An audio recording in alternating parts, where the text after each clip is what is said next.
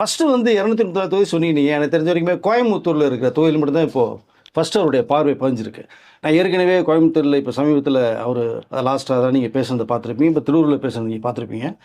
கோயம்புத்தூர் மாவட்டத்த வந்து 2ஆ பிரிச்சுட்டாரு அவரு. அப்போ அரசியலுக்குள்ள வந்துட்டாருன்னு தான் எடுத்துக்க முடியும் நம்ம. இருக்கிறது தனுஷ் ரசிகர் மன்றம்.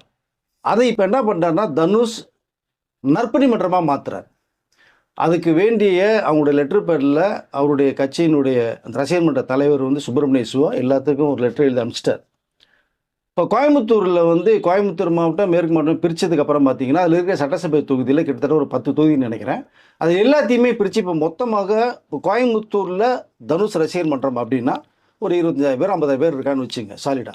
இப்போ அதை பிரிச்சு சட்டசபையில 236 தொகுதி இருக்கிறது மாரி, அதில இருக்கிற தொகுதிக்கு ஒவ்வொரு தொகுதிக்குமே இப்போ இந்த தொண்டாமுத்தூர், இந்த வால்பாறை அந்த மாரின்னு சொல்லி இந்த கிணத்துக்கடவு, அப்படின்னு சொல்லி பிரிச்சு, ஒவ்வொரு தொகுதிக்குமே நீங்க அதாவது தனுஷுடைய நற்பணி மன்றத்தை ஆரம்பிக்க சொல்றாரு.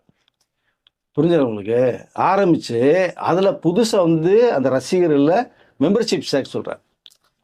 இப்ப சேர்த்தாருன்னா, ஒவ்வொரு தொகுதிக்குமே வந்து 20,000 பேர், 25,000 பேர் புதுசா சேர்ந்தாங்க அப்படின்னா, 10 வருஷத்துல என்னாச்சு?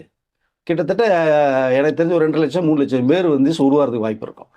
அப்படி வந்து நேற்று அவரு அது இந்த லெட்டர்லாம் அனுப்பிச்சு விட்டு, அவர்கள் வந்து இரத்த தானம் செய்யுங்க.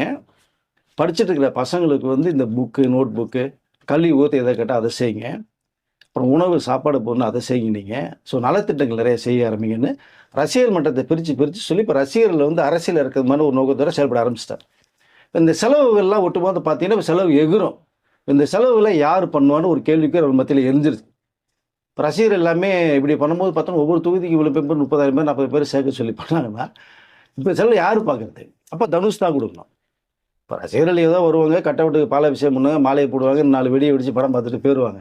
இவ்வளோ செலவில் பார்க்கும்போது இப்போ தனுஷ்க்கு வந்து இவருடைய இந்த அரசியலில் வர்றதுக்கான நோக்கத்தை ஏற்படுத்துறது ஒரு பிரபல அரசியல் கட்சி வந்து இயக்க ஆரம்பிச்சிருக்கான்ற தகவல் நமக்கு வருது.